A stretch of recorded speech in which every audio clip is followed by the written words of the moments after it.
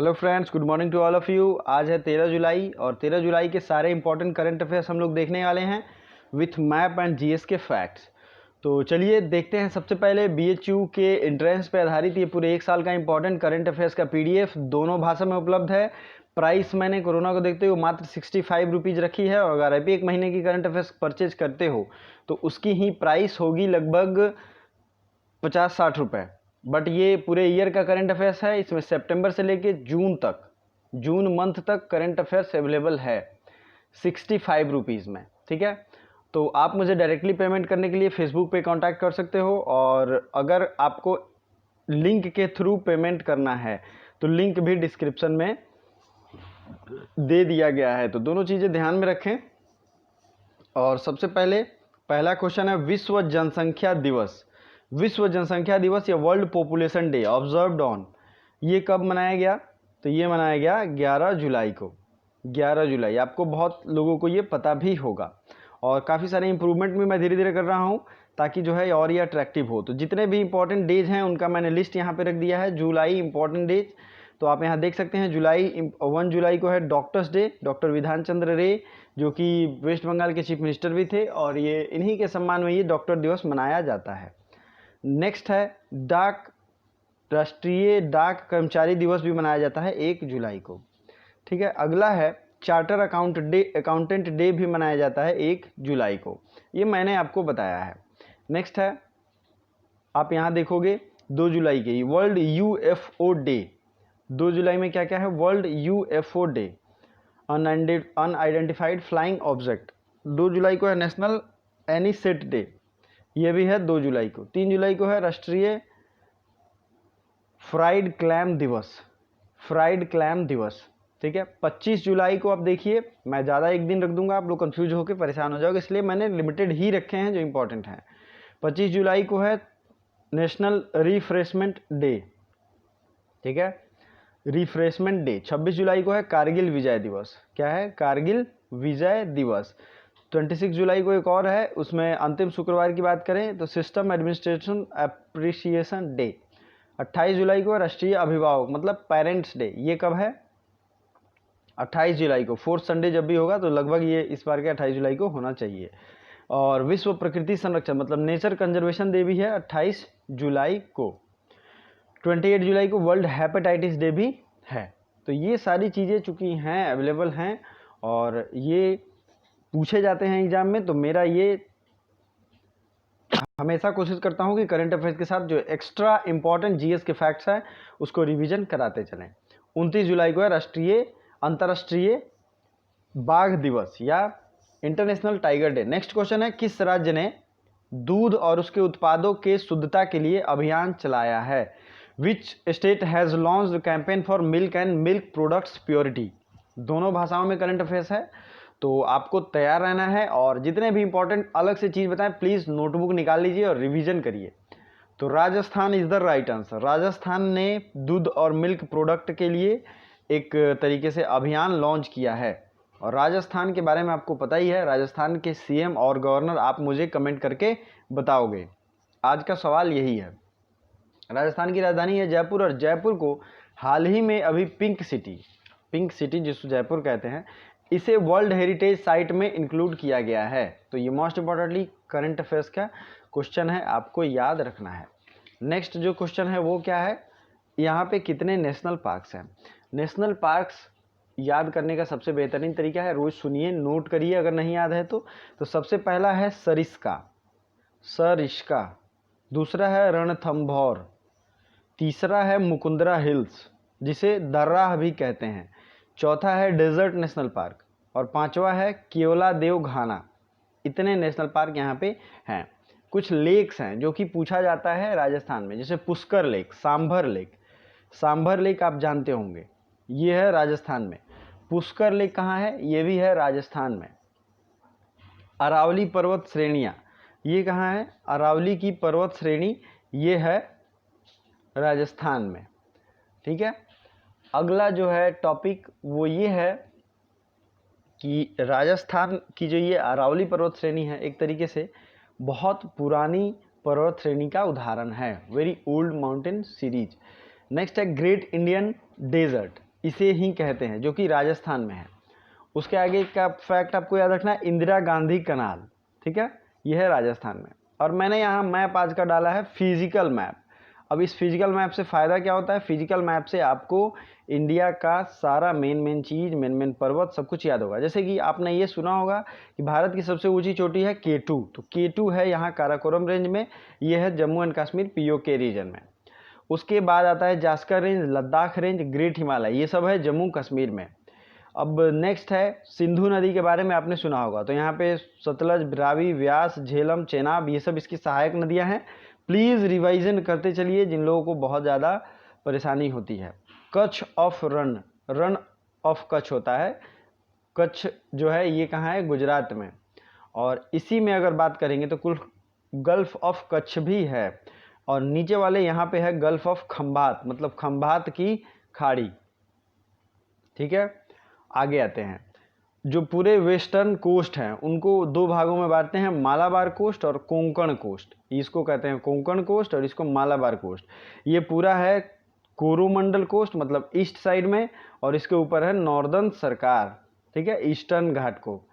Most importantly जितने भी नदियां हैं सबको आपको याद होना चाहिए। भारत की सबसे बड़ी लेक चिल्का लेक है, यहाँ पे आप देख सकते हैं। ये है बे ऑफ बंगाल, ये है सुंदरबन, और इधर के जितने भी रेंज हैं आपको ध्यान रखने चाहिए। तो अगर ये वीडियो आपको अच्छा लगता है, बहुत हेल्पफुल है और आप इससे खुश होते हैं, तो आपको जितने भी सोशल नेटवर्किंग साइट्स हैं, जो भी प्लेटफॉर्म है, वहाँ पे शेयर ज़रूर करना चाहिए, चाहे व्हाट्सएप है, फेसबुक है, टेलीग्राम है, कहीं भी। और इसकी PDF के लिए आप व्हाट्सएप, टेलीग्राम, जो भी ग्रुप आप ज्वाइन कर सकते हैं, ज़रूर से ज़रूर ज्वाइन करें, बहुत ज़्यादा बेनिफिट मिलेगा। सोशल मीडिया के थ्रू इसे शेयर ज़रूर करें। चलिए आगे बढ़ते हैं। दक्षिण पूर्व एशिया में खसरा और रूबेला दोनों को समाप्त करने वाले पहले देश में कौन है? First country to eradicate measles and rubella, तो ये है मालदीव एवं नेपाल, मालदीव एवं श्रीलंका, मालदीव एवं थाईलैंड, श्रीलंका एवं नेपाल। तो आपको इसका राइट आंसर पता चल गया होगा, मालदीव एवं श्रीलंका। श्रीलंका की राजधानी है, क्या राजधानी है? श्री जवर्धनपुर कोट्टे, ये है कमर्शियल कैपिटल। और कोलंबो है, sorry, commercial capital, administrative capital है जवर्धनपुरम कोट्टे। श्रीलंका के हाल ही में एक तरीके से जो PM बनाए गए हैं वो कौन से हैं? महिंदा राजपक्षे, ठीक है। और श्रीलंका भारत से किस तरीके से अलग होता है? तो दो खाड़ी या दो स्ट्रेट, एक स्ट्रेट है पाक स्ट्रेट, जरूर याद रखिएगा, मैंने मैप में भी दिखाया है। और दूसरा जो है मन्नार की खाड़ी, इन दोनों से श्रीलंका हमारे से अलग होता है। अगला फैक्ट है नेपाल, नेपाल की राजधानी है काठमांडू और रुपया यहाँ की करेंसी है। आप देखिए मैप, ये है मैप और ये है इंडिया, और उसके नीचे था ये श्रीलंका की राजधानी कोलंबो। तो अब आप समझ गए हैं मालदीव कहाँ है, तो मालदीव यहाँ पे है। मालदीव की राजधानी है माले और रुपया यहाँ की करेंसी है। ये रहा मालदीव और ये रहा श्रीलंका। इसने मीजल्स और रूबेला आपको पता होगा, तो इन दोनों के अब वैक्सीन उपलब्ध है और इस वैक्सीन से इन्हें इरेडिकेट किया जा सकता है। इंडिया में भी लगभग ये अच्छे स्तर पे पहुंच चुका है इसका इरेडिकेशन प्रोग्राम। तो मीजल्स, हिंदी में कहते हैं खसरा, और रूबेला, ये दो बीमारी को मालदीव और श्रीलंका दोनों ने इरेडिकेट कर दिया है, ठीक है। मालदीव भी अब इस कैटेगरी में आ गया है। बाकी छोटे छोटे जितने भी देश हैं उनका आपको राजधानी जरूर याद होना चाहिए, जैसे आपने अभी देखा। फिर आता है मालदीव की राजधानी है माले, फिर नेक्स्ट आता है इंडोनेशिया की राजधानी बदल गई है और इसका नाम है ईस्ट कालीमंतन। कुछ इंटरनेशनल ऑर्गेनाइजेशन है जैसे बिम्स्टेक, बिम्स्टेक का हेडक्वार्टर है ढाका, बांग्लादेश की राजधानी ढाका में। और इस बिम्स्टेक के बाद कई सारे और भी इंपॉर्टेंट ऑर्गेनाइजेशन हैं, जैसे कि सार्क का है काठमांडू, ठीक है, नेपाल की राजधानी। और आसियान का है जकार्ता, आसियान का हेडक्वार्टर कहाँ है? जकार्ता में। तो इतने चीज़ें आपको याद रखते हैं तो आपका बहुत ज़्यादा मार्क्स आने की संभावना रहेंगे। किस राज्य सरकार ने दस्तावेजों को स्कैन करने के लिए सेल्फ स्कैन ऐप लॉन्च किया है? तो ये राज्य है पश्चिम बंगाल। पश्चिम बंगाल ने दस्तावेजों को स्कैन करने के लिए कौन सा सेल्फ स्कैन ऐप लॉन्च किया है पश्चिम बंगाल। यहाँ के सीएम ममता बनर्जी और जगदीप धनखड़ यहाँ के गवर्नर हैं। अब आपको वेस्ट बंगाल के सबसे इम्पोर्टेंट करंट अफेयर्स में आपको ये याद रखना है कि सुंदरबन में हाल ही में टाइगर्स की संख्या जो है बढ़ी है, ठीक है, वो 88 से 96 हो गई है। और सुंदरबन के कुछ नेशनल पार्क्स जैसे कि सुंदरबन नेशनल पार्क तो है ही, और गोरुमारा आप नोट कर सकते हैं, गोरुमारा, बुक्सा, न्योरा, सिंगालीला, जल्दापाड़ा, ये सब नेशनल पार्क्स है कहाँ के, वेस्ट बंगाल के। और आप अगर वेस्ट बंगाल का मैप देखेंगे तो इसके पड़ोसी राज्य हो जाएंगे सिक्किम।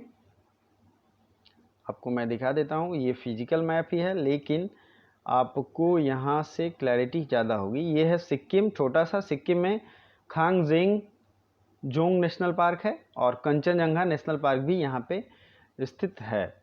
और पश्चिम बंगाल के बगल में बिहार भी है जिसमें एक नेशनल पार्क है वाल्मीकि नगर, और ये नेशनल पार्क भी है, टाइगर रिजर्व भी है। उत्तर प्रदेश तो बिहार के बगल में है, तो झारखंड और उड़ीसा, इन सब स्टेट को भी आप याद रख सकते हैं। उड़ीसा में महानदी बहती है जिसमें लगभग 500 साल से भी पुराना एक टेम्पल मिला था अभी कुछ दिन पहले, सबमर्ज्ड टेम्पल था वो। तो उड़ीसा के 2 नेशनल पार्क कौन कौन से हैं, तो ये हैं सिमलीपाल और भीतरकनिका, ये दोनों आपको याद रखने हैं, सिमलीपाल, भीतरकनिका। नेक्स्ट, वैसे स्टेट या वैसे टेरिटरी जहाँ पे सिर्फ एक नेशनल पार्क है उनका नाम देखते हैं। तो गोवा में महावीर, भगवान महावीर हरिना वनस्थली, ये एकलौता नेशनल पार्क है। और यहाँ पे दूसरा है Salim Ali bank bird sanctuary. तो आप कंफ्यूज नहीं होंगे, सलीम अली नेशनल पार्क है कहाँ पे, जम्मू एंड कश्मीर में, लेकिन सलीम अली बर्ड सेंचुरी है गोवा में। नेक्स्ट है बेतला नेशनल पार्क, बेतला है झारखंड में, कहाँ है, झारखंड में। अगला है केबुल लामजाओ नेशनल पार्क, तो ये है मणिपुर में, ठीक है। नेक्स्ट है बेतला झारखंड। इंटांकी नागालैंड में एक नेशनल पार्क है जो कि इकलौता है, प्लीज़ नोट आउट कर लीजिए। ये सारे स्टेट जिनमें एक एक नेशनल पार्क हैं उनके बारे में मैं बता रहा हूँ, ये सिंगल है। नागालैंड में इंटांकी नेशनल पार्क। नेक्स्ट है खांगजेंगजोंग, मैंने बताया सिक्किम में है। और यूपी में इसी तरीके से दुधवा नेशनल पार्क है। उत्तराखंड की बात करें तो यहाँ पे है कौन सा नेशनल पार्क, इस नेशनल पार्क का नाम है कॉर्बेट नेशनल पार्क है, जिम कॉर्बेट, ठीक है। तो ये दोनों इंपॉर्टेंट चीज़ें आपको याद रखनी चाहिए, साथ ही साथ वीडियो को शेयर ज़रूर करें। और अगर आपने वीडियो को अभी तक लाइक नहीं किया है तो लाइक बटन ज़रूर दबाएं। तो नेक्स्ट अगला क्वेश्चन बहुत इंपॉर्टेंट है और बहुत एक तरीके से अच्छा भी है। शोले में सुरमा भोपाली का किरदार निभाने वाले किस कॉमेडियन का भी हाल ही में निधन हो गया है। तो ऐसे क्वेश्चन बहुत पूछे जाते हैं, इंटरव्यू में भी पूछ लिए जाएंगे और डायरेक्टली भी क्वेश्चन एग्जाम में ऐसे आए हुए हैं, क्योंकि ये बहुत इंपॉर्टेंट मूवी भी थी और इसके सारे किरदार बहुत ज़्यादा फेमस हैं। तो सुरमा भोपाली का रोल किया था जगदीप ने, और इन्हीं का अभी हाल ही में देहांत हो गया है, जगदीप, ठीक है। चलिए आगे बढ़ते हैं। किस देश ने 6 जुलाई 2021 से विश्व स्वास्थ्य संगठन से आधिकारिक तौर पर अलग होने की घोषणा की है। तो ये जो है देश है अमेरिका। तो अमेरिका ने अब ऑफिशियली अपने आप को सेपरेट कर लिया है WHO से। WHO की स्थापना हुई थी 7 अप्रैल 1948 को, और WHO ने ईयर 2020 को, 2020 जो वर्ष है, इसको international year of nurses and midwives के रूप में मनाने का घोषणा किया है। इसीलिए WHO या वर्ल्ड हेल्थ ऑर्गेनाइजेशन की स्थापना दिवस जो 7 अप्रैल है उस पर विश्व स्वास्थ्य दिवस मनाते हैं। तो आपको ये ध्यान रहना चाहिए। WHO के अभी हेड कौन है, टेड्रोस एधानोम। आपको इसलिए याद होना चाहिए क्योंकि ये काफ़ी न्यूज़ में चल रहा है। WHO का हेडक्वार्टर कहाँ है, तो WHO का हेडक्वार्टर आपको आज की क्वेश्चन की कमेंट में करने हैं, WHO का हेडक्वार्टर, ठीक है। चलिए, तो अमेरिका नहीं से अलग हो गया। अमेरिका की राजधानी है वाशिंगटन DC। DC का फुल फॉर्म होता है डिस्ट्रिक्ट ऑफ कोलंबिया, और इसकी करेंसी है डॉलर। नेक्स्ट जो है फैक्ट वो याद रखना है कि वाशिंगटन DC में 2 इंपॉर्टेंट बैंक, IMF और वर्ल्ड बैंक, दोनों का हेडक्वार्टर है। और ये इम्पोर्टेंट क्वेश्चन के रूप में पूछा गया है। केंद्र सरकार ने कितने करोड़ रुपए के कृषि अवसंरचना कोष की स्थापना को मंजूरी दे दी है? सेंट्रल गवर्नमेंट ने एग्रीकल्चरल इंफ्रास्ट्रक्चर फंड एक लॉन्च किया है जिसमें 1 लाख करोड़ की आवंटन किए गए हैं। 1 लाख करोड़, आपको ये अमाउंट याद होना चाहिए क्योंकि सेंट्रल गवर्नमेंट के रूप से ये दिया गया है। तो वीडियो को लाइक ज़रूर कर दें और साथ ही साथ जितने भी सोशल नेटवर्किंग साइट हैं, प्लेटफॉर्म हैं, उस पर आप इसे शेयर जरूर करें। इस लिंक को जितने स्टडी ग्रुप्स हैं आपके व्हाट्सएप में, सब में इसे शेयर करें। अगला है, भारत में किस कंपनी के साथ व्यापक टेस्टिंग के लिए कॉम्पैक्ट एसएल नामक सिस्टम लॉन्च किया है? ये व्यापक टेस्टिंग आप समझ रहे हैं किसके लिए हो रहा है, किस बीमारी के लिए? तो ये है माई लाइफ डिस्कवरी सॉल्यूशन। तो ये है माई लाइफ डिस्कवरी सॉल्यूशन के साथ टेस्टिंग कॉम्पैक्ट लॉन्च किया गया है। भारत हाल ही में किस तितली को 88 साल बाद भारत की सबसे बड़ी तितली घोषित किया गया है? बहुत इंपॉर्टेंट चीज़ है और इसको आपको याद रखना चाहिए। क्वेश्चन ऐसे आते हैं और आगे भी आते रहेंगे। तो ये तितली है गोल्डन बर्ड विंग। क्या नाम है इसका? Golden bird wing. इस तितली को भारत की सबसे बड़ी तितली के रूप में घोषित किया गया है। भारत की सबसे बड़ी तितली मतलब 88 ईयर्स बाद फिर से ये चेंज हुआ है, पहले कुछ और था। Golden bird wing. अगला है, जोन्स लैंग लासेल द्वारा जारी वैश्विक रियल एस्टेट पारदर्शिता सूचकांक, ग्लोबल रियल एस्टेट, ठीक है, पारदर्शिता मतलब ट्रांसपेरेंसी इंडेक्स में भारत कौन से रैंक पे है?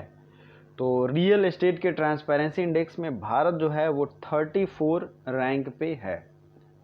और कई सारे इंडेक्स हैं जिनके बारे में बहुत सवाल पूछे गए हैं, जैसे डेमोक्रेसी इंडेक्स, इसमें नॉर्वे ने टॉप किया था। और अभी रिसेंट में कॉम्पिटिटिवनेस इंडेक्स भी जारी किया गया था, इसमें 43 रैंक पे इंडिया था। तो इस रैंक में आपको याद रखना है, जोन्स लैंग लासेल द्वारा जारी वैश्विक real estate global real estate transparency index में इंडिया का रैंक है 34। इंडिया का रैंक है 34। चलिए आगे बढ़ते हैं। 8 जुलाई को किस राज्य ने राइतु ददिनोत्सवम अथवा किसान दिवस के रूप में मनाया है?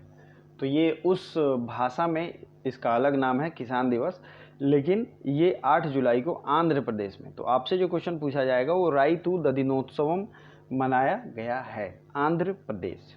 ठीक है, आगे आते हैं। क्लाइमेट एक्शन पर आयोजित वर्चुअल मंत्री स्तरीय सम्मेलन के चौथे संस्करण में भारत का प्रतिनिधित्व किसने किया? तो क्लाइमेट एक्शन का वर्चुअल मीटिंग हुआ था और इस पे जो है चौथा संस्करण मतलब 4th इसका ये मीटिंग था। इससे हमारे तरफ से प्रकाश जावड़ेकर जो हमारे इन्वायरमेंट मिनिस्टर हैं, उन्होंने इसे लीड किया। अब कुछ आपको ये याद रखना है, जो मिनिस्ट्री हैं और जो मिनिस्टर हैं, जैसे कि नरेंद्र सिंह तोमर, डॉक्टर हर्षवर्धन ये स्वास्थ्य मंत्री हैं, रमेश पोखरियाल निशंक ये HRD मिनिस्टर हैं जो कि बार बार रेगुलेशन जारी करते रहते हैं।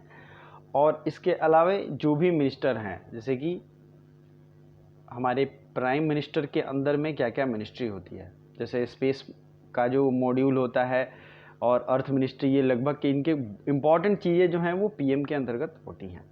तो ये सब आपको ध्यान रखना है कौन कौन से इंपॉर्टेंट मिनिस्टर है। अगला क्वेश्चन है, झारखंड में स्थित भारतीय कृषि अनुसंधान संस्थान के नए प्रशासनिक और शैक्षणिक भवन का नाम किसके ऊपर रखा जाएगा? तो झारखंड में जो नए प्रशासनिक भवन होंगे कृषि अनुसंधान संस्थान के, वो श्यामा प्रसाद मुखर्जी के नाम पे रखा जाएगा। झारखंड की राजधानी है रांची और यहाँ के CM और गवर्नर का नाम आप जानते होंगे। किस राज्य ने निजी क्षेत्र के 75% नौकरी और स्थानीय लोगों के लिए आरक्षित करने का अध्यादेश जारी कर दिया है? तो हरियाणा राज्य ने अपने यहाँ जितनी भी नौकरियां वो देंगे उसमें 75% अपने लोगों को देंगे, मतलब जो स्थानीय लोग होंगे उनके लिए अध्यादेश इन्होंने पारित कर दिया है। ठीक है, हरियाणा ने।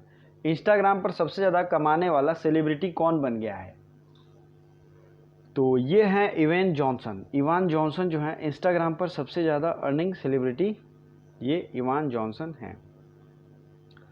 नेक्स्ट है यूनियन बैंक ऑफ इंडिया के वर्तमान एमडी एंड सीईओ, तो ये बन गए हैं राजकिरण राय। ये यूनियन बैंक ऑफ इंडिया के वर्तमान सीईओ और एमडी हैं। अगला क्वेश्चन, किस देश के प्रधानमंत्री एम दुगुन कुलबली का निधन हो गया है? तो ये आइवरी कोस्ट है। आइवरी कोस्ट के पीएम का निधन हो गया है। आज के लिए आपको कमेंट बॉक्स में जिस क्वेश्चन को कमेंट करना है, WHO का हेड क्वार्टर कहाँ है? वेरी इजी क्वेश्चन, मैंने सारे हेड क्वार्टर्स को पढ़ा दिए हैं, ज्योग्राफी के प्लेलिस्ट में आपको मिल जाएगा। तो WHO का हेड क्वार्टर जहाँ भी है आपको कमेंट बॉक्स में कमेंट करना है, साथ ही साथ अपने क्वेरीज भी कमेंट कर सकते हैं। Thank you so much.